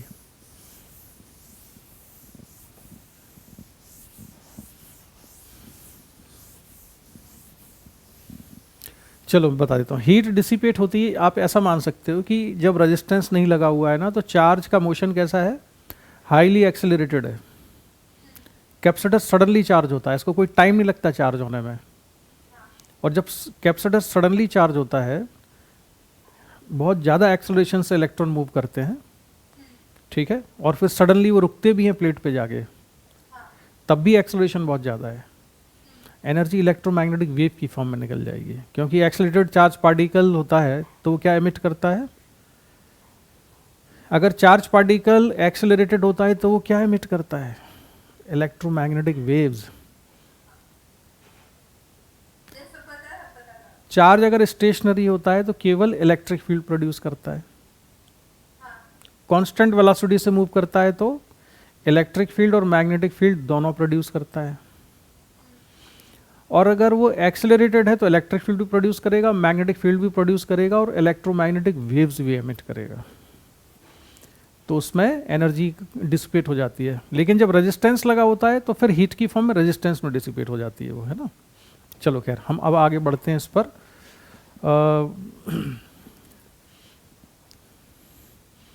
एक कैपेसिटर है, इसकी ये प्लेट है x1, ये है y1, और इस पर पॉजिटिव चार्ज है, इस पर नेगेटिव चार्ज है। इस पर चार्ज मैं लिख लेता हूँ Q1, तो इस पर ऑलरेडी कितना हो जाएगा, -Q1 हो जाएगा।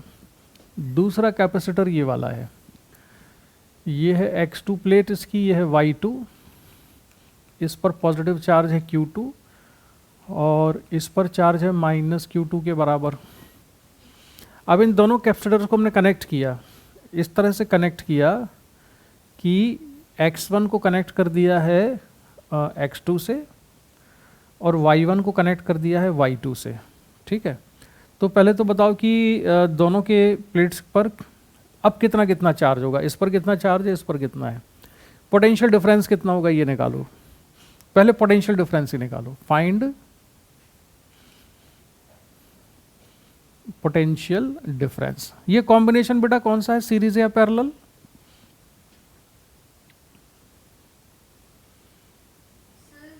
पैरेलल है बेटा, पहली प्लेट आपस में कनेक्ट, इन दोनों का पोटेंशियल सेम है, इन दोनों का पोटेंशियल सेम है, तो डिफरेंस भी सेम होगा, है ना, पैरेलल है।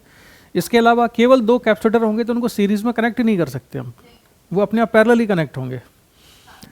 चलो, तो अब हमको क्या निकालना है, फाइनल पोटेंशियल डिफरेंस। तो वो कैसे निकालें हम, इसमें क्या क्या कॉन्सेप्ट लगा सकते हैं। पहली चीज़ तो कि पोटेंशियल डिफरेंस दोनों के अक्रॉस कैसा है, सेम है, तो सेम कर देते हैं। इस पर चार्ज हम मान लेते हैं Q1 डैश है और इस पर चार्ज है Q2 डैश, ठीक है। तो इसका पोटेंशियल डिफरेंस हम क्या लिखें, Q1 डैश अपॉन C1, और इसका potential difference Q2 dash upon C2, इन दोनों को हमने इक्वल कर दिया, तो Q1 डैश Q2 डैश में एक इक्वेशन आ गई है। But we have here two unknown quantities, so we need one more equation. तो एक और इक्वेशन कहाँ से लाएं, कंजर्वेशन ऑफ चार्ज से। हाँ, तो बताओ क्या लिखूं मैं कंजर्वेशन ऑफ चार्ज की इक्वेशन।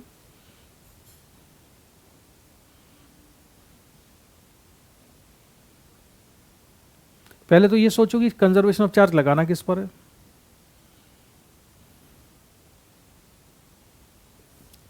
किस पे कंजर्व करेंगे, ये जो पहली प्लेट है और ये पहली है, ये दोनों आपस में कनेक्ट किए है ना, तो इनिशियल चार्ज इस पे कितना चार्ज था Q1, इस पर कितना था Q2 था, तो Q1 प्लस Q2 किसके बराबर होगा,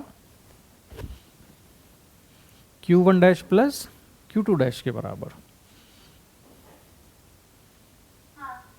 क्योंकि ये दोनों प्लेट्स पे जो चार्ज है वो और तो कहीं जा ही नहीं सकता ना, दोनों ही शेयर कर रही हैं, तो इन दोनों का चार्ज मिला के उतना ही होना चाहिए जितना पहले था मिला के। तो अब इसको हम सॉल्व कर देंगे, तो अब इससे हम Q1 और Q डैश की वैल्यू निकाल सकते हैं सेपरेटली। बताओ कितना कितना आएगा।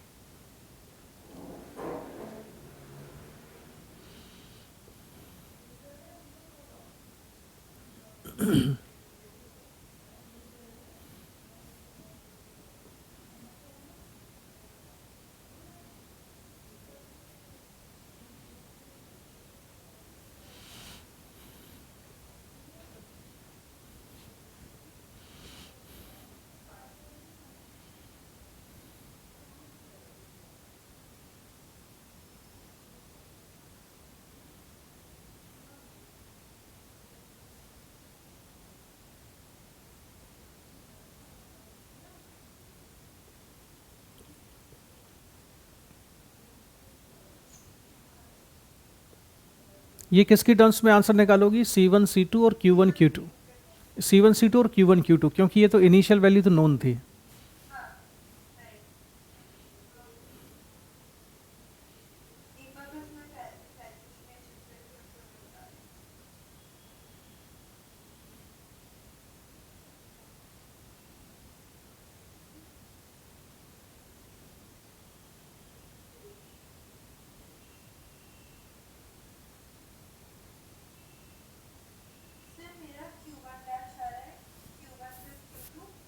हम्म C1 upon C1 plus C2 hmm and दूसरा वाला आ रहा है Q2 dash जो है that is coming क्यू, एक मिनट, क्यू वन डैश कितना आ रहा है? Q one dash equal to Q1 plus Q2 hmm into C divided by C1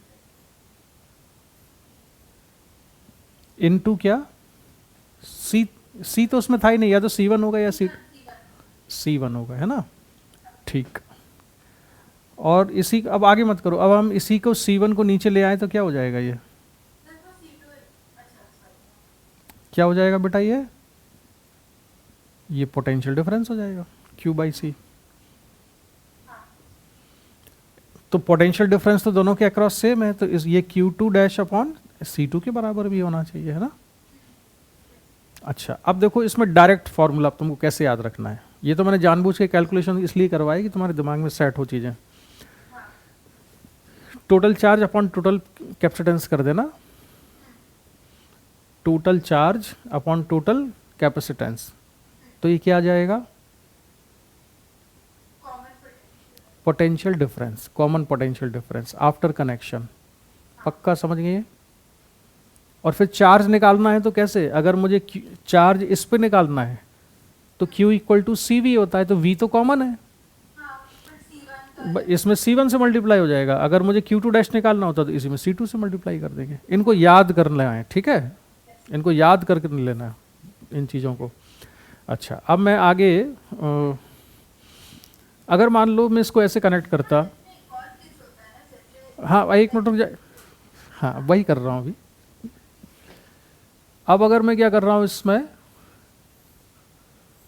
ये है x1 और ये है y2, ये है y1, ये है x2, इसको कनेक्ट किया। इनको कनेक्ट करने के बाद जो नया चार्ज है या नया पोटेंशियल डिफरेंस कितना आएगा ये बताओ। अब हमने x1 को किससे कनेक्ट किया है? y2 से, यानी कि पॉजिटिव प्लेट को नेगेटिव प्लेट से कनेक्ट किया है और इसकी नेगेटिव को इसकी पॉजिटिव से। इसका जो कॉमन पोटेंशियल डिफरेंस आएगा ना, उसका भी फॉर्मूला तुम्हें रटना है। जैसे अभी इसमें कैसे निकाला हमने? Q1 plus Q2 upon C1 plus C2, तो उसको निकालो, कितना आएगा?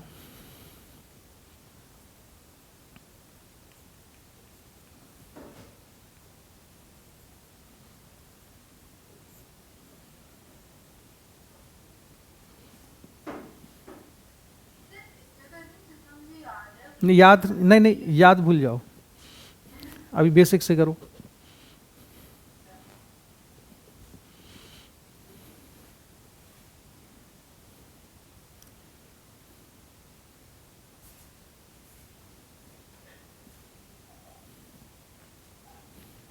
क्या मान लेंगे इसमें? हमने मान लिया इस पे फाइनल चार्ज कितना है? Q1 डैश, और इस पर Q2 डैश। अब इन दोनों पर पॉजिटिव लिया, दोनों पर नेगेटिव लिया, या एक पर पॉजिटिव और एक पर नेगेटिव?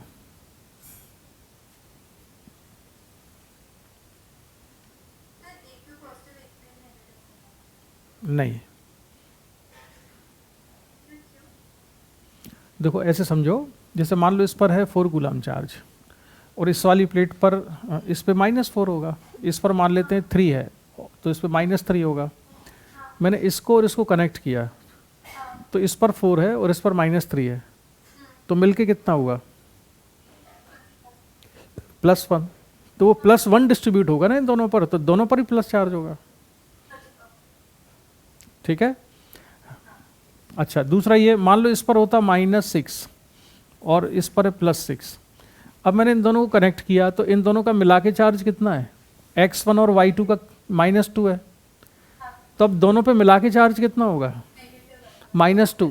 दोनों पे मिला के -2 होगा ना, तब इस पर भी नेगेटिव होना चाहिए, इस पर भी नेगेटिव होना चाहिए, और दोनों को मिला के -2 होना चाहिए, ठीक? हाँ ऐसे करना है। तो अभी तो हमारे पास अननोन है तो हमने तो मान लिया दोनों ही पॉजिटिव हैं, ये इसको भी पॉजिटिव लिया और ये नेगेटिव कर दिया। अब करो सॉल्व, कितना आ रहा है?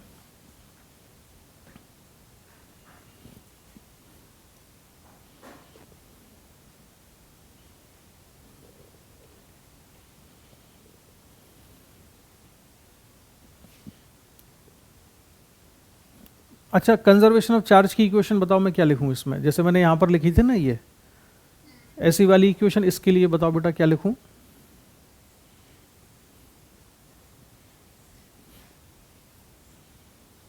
यहाँ पे आएगा Q1 minus Q, हाँ Q1 minus Q2 is equal to Q1 dash plus Q2 dash. Yes, very good. ये बनेगी इसकी equation, Q1 dash plus Q2 dash equal to कितना, Q1 माइनस Q2 इतना, ठीक है। और दूसरी इक्वेशन क्या बनेगी? तो दूसरी तो सर पहले जैसी बनी, पोटेंशियल डिफरेंस इक्वेट करेंगे। क्या इक्वेट करेंगे? Q1 dash upon C1 is equal to Q2 dash upon C2। इसको सॉल्व करके अब हम निकाल सकते हैं कॉमन पोटेंशियल डिफरेंस कितना आएगा। हाँ, जल्दी से कर दो, इसमें फॉर्मूला कितना आ रहा है, जिससे कि याद रह जाए। खुद कैलकुलेट करोगी ना तो याद रहने के चांसेस ज़्यादा होते हैं।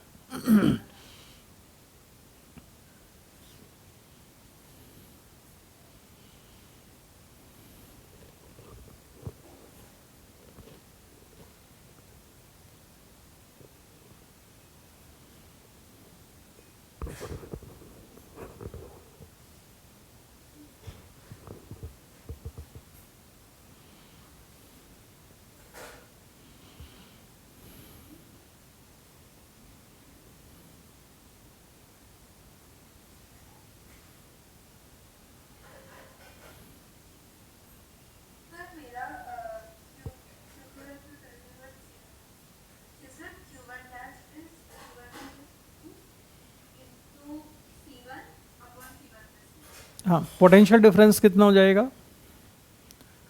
Q1 माइनस Q2 अपॉन, हाँ तो ये है डेल्टा V कॉमन। अगर कॉमन पोटेंशियल डिफरेंस आ गया तो चार्ज निकालना तो बहुत ही आसान है। फिर Q equal to C V होता है, तो जिस भी कैपेसिटर पर निकालना होगा उसके कैपेसिटेंस से मल्टीप्लाई कर देंगे, ठीक है। तो अब इसमें तुमको याद कर लेना है, अगर पॉजिटिव को नेगेटिव से कनेक्ट कर रहे होंगे तो Q1 minus Q2 upon C1 plus C2। अगर पॉजिटिव पॉजिटिव ही कनेक्ट हो रही होंगी तो Q1 plus Q2 upon C1 plus C2। इसको सॉल्व करने पे ये नेगेटिव भी आ सकता है, तो इससे डरने की जरूरत नहीं है। वो डिपेंड, क्योंकि हमको पता नहीं है कि इसमें Q2 बड़ा है Q1 बड़ा है, इसलिए हमने इसको लिख लिया है, ठीक है। तो मॉड लगा के लिखना है। अब इसमें ना दो तीन चीज़ें और निकालनी है, लेकिन वो तुम अपने आप से निकाल के मुझे बताना नेक्स्ट क्लास में। एक तो एनर्जी के लॉस का भी डायरेक्ट फार्मूला है कि इसमें एनर्जी का कितना लॉस होगा। एनर्जी का लॉस होगा जिस, हाँ हाँ, रट्टा मार लेना उसका तो फार्मूले का, ठीक है। मैं, मेरे पास डायरेक्ट लिखा हुआ रखा है, मैं तुम्हें बता नहीं रहा हूँ जानबूझ के अभी, और मैं अभी भेजूंगा अभी। थोड़ा सा खुद कर लो ना तो दिमाग में सेट हो जाता है। याद की हुई चीज़ ना हम वैसे फार्मूले की तरह ना भूलने लगते हैं। मतलब ये ना मैंने करा था, बट ये ना फॉर्मूला से मुझे आता था, बट यू नो वो जानते थे। हाँ, लेकिन इसीलिए तो कह रहा हूँ बेटा कि फार्मूला अगर हम भूल जाए ना तो बेसिक चीज़ से अप्रोच करके निकालना हमको आना चाहिए, आना चाहिए। कि अगर भाव नहीं है, अप्रोच ही अच्छी नहीं आती, मतलब हाँ, लेकिन अब तुम्हारे देखो, मुझे चेहरा देख के समझ में जाता है, अब तुम्हारे दिमाग में चीज़ें थोड़ी थोड़ी घुस गई हैं, मुझे समझ में आ रहा है। तुम स्टार्टिंग में ना रैंडम ऐसी अजीब से आंसर बोल रही थी बिना सोचे समझे।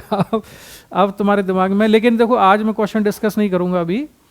और दूसरा ना, तुम इसकी क्लास जल्दी करो टाइम निकाल के, क्योंकि अब टाइम जेई मेंस के लिए बचा है कम, और इसमें अभी कैपेसिटर में और भी कॉन्स्टेंट बचे हैं, यानी कि एक क्लास और लगेगी अभी इसमें, ठीक है। तो आज की क्लास को तो मैं यही करूँगा, थोड़ा सा प्रैक्टिस कर लो। बहुत सारी चीज़ें अभी मुझे नहीं लग रहा कि दिमाग में एक साथ ठूंस दी जाए। जितना भी पढ़ा है उसको एब्जॉर्ब करना। नॉलेज तो था, बट सर मतलब ना वो थोड़ा मल्टी पॉइंट सा था। हाँ, अब ठीक लग रहा है मुझे तुम्हें देख के कि अब मतलब तुम्हारे दिमाग में ना क्लैरिटी आई है थोड़ी थोड़ी, कि इलेक्ट्रॉन यहाँ से मूव करते हैं स्प्लिट से दूसरी पे चले जाते हैं, इसलिए एक पे पॉजिटिव होता है एक पे नेगेटिव होता है, इक्वल क्यों होता है, इलेक्ट्रिक फील्ड दोनों के बीच में ही क्यों लेते हैं हम पोटेंशियल डिफरेंस निकालने में, बाहर वाला क्यों नहीं लेते हैं। ये बहुत इंपॉर्टेंट कॉन्सेप्ट है।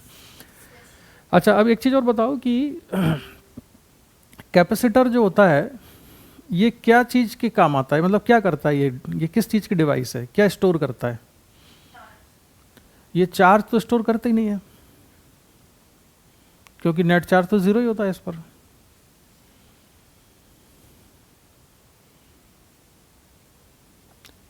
चार्ज तो जीरो होता है ना इस पर।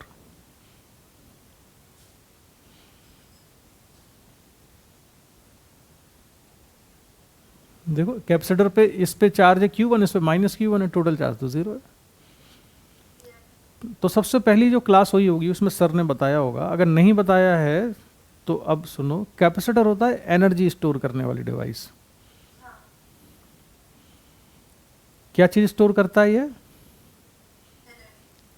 एनर्जी को किस फॉर्म में स्टोर करता है? कौन सी एनर्जी होती है जो इसने स्टोर की हुई है? यस, जो पोटेंशियल एनर्जी ये स्टोर करता है वो कौन सी पोटेंशियल एनर्जी है? बहुत सारी पोटेंशियल एनर्जी होती है। अच्छा, दो चार पोटेंशियल एनर्जी के नाम बताओ जरा। वेरी, हाँ, इलास्टिक पोटेंशियल एनर्जी, ये कौन सी स्टोर करता है? यस, वेरी गुड, ये इलेक्ट्रोस्टैटिक पोटेंशियल एनर्जी स्टोर करता है। फॉर्मूला बोलो जरा इलेक्ट्रोस्टैटिक पोटेंशियल एनर्जी का, या एनर्जी डेंसिटी का फॉर्मूला बोल दो। हाँ, इलेक्ट्रोस्टैटिक पोटेंशियल एनर्जी डेंसिटी का फॉर्मूला क्या होता है? Half epsilon not E square. तो ये एनर्जी स्टोर कहां पर करता है? जहां पर ये अवेलेबल हो। क्या चीज? Electric field. तो हम करते क्या है, कैपेसिटर पे इक्वल और अपोजिट चार्ज क्यों देते हैं? उसका रीजन क्या होता है बेटा, कि जैसे ये एक प्लेट ली मैंने और एक प्लेट यहाँ पर ले ली, तो अभी मैंने तुमको एक एग्जांपल दिया था कि इस पर अगर मैं 10 कूलम चार्ज ले लूँ तो यहाँ पर 5 आएगा, यहाँ 5, ये -5 और ये +5, तो यहाँ इलेक्ट्रिक फील्ड होगी कि नहीं होगी? यहाँ इलेक्ट्रिक फील्ड होगी। कौन से चार्ज की वजह से होगी? ये वाले +5 और ये वाले +5 की वजह से। इन दोनों की वजह से यहाँ 0 है। यहाँ इलेक्ट्रिक फील्ड होगी कि नहीं होगी? तो यहाँ पर एनर्जी होगी कि नहीं? पोटेंशियल एनर्जी होगी कि नहीं? इस रीजन में है इलेक्ट्रिक फील्ड, मतलब एनर्जी है। यहाँ पर भी इलेक्ट्रिक फील्ड मतलब एनर्जी है, और यहाँ एनर्जी है कि नहीं? यहाँ भी है। यहाँ पर कौन से चार्ज की वजह से? इनर चार्ज की वजह से, क्योंकि वहाँ इलेक्ट्रिक फील्ड उसी की वजह से है। ऐसा कैपेसिटर किसी काम का नहीं है। क्यों? क्योंकि जैसे बकेट में, जैसे हमको पानी का इस्तेमाल करना होता है घर में, तो हम उसको बकेट में भर के रखते हैं ना। ऐसा थोड़ी करते हैं घर में पूरे रूम में पानी भर लिया कि ज़रूरत पड़ेगी तो उसमें से उठा लेंगे। कमरे में तो नहीं भरते ना। यानी हम चाहते हैं कि पानी जो है रहे, लेकिन कन्फाइंड रहे एक सर्टेन वॉल्यूम में। तो यहाँ तो एनर्जी इधर भी फैली हुई है, यहाँ भी फैली हुई है, यहाँ भी फैली हुई है। ये दूसरे डिवाइस के साथ इंटरेक्ट करेगी एनर्जी। तो हम क्या करते हैं कि चार्ज हमेशा इसको देते हैं इक्वल और अपोजिट। इसको 10 कूलम दिया, इसको -10 कूलम दिया। अब प्लेट पे चार्ज का डिस्ट्रीब्यूशन तो बताओ बेटा, कौन सी सरफेस पे कितना चार्ज आएगा?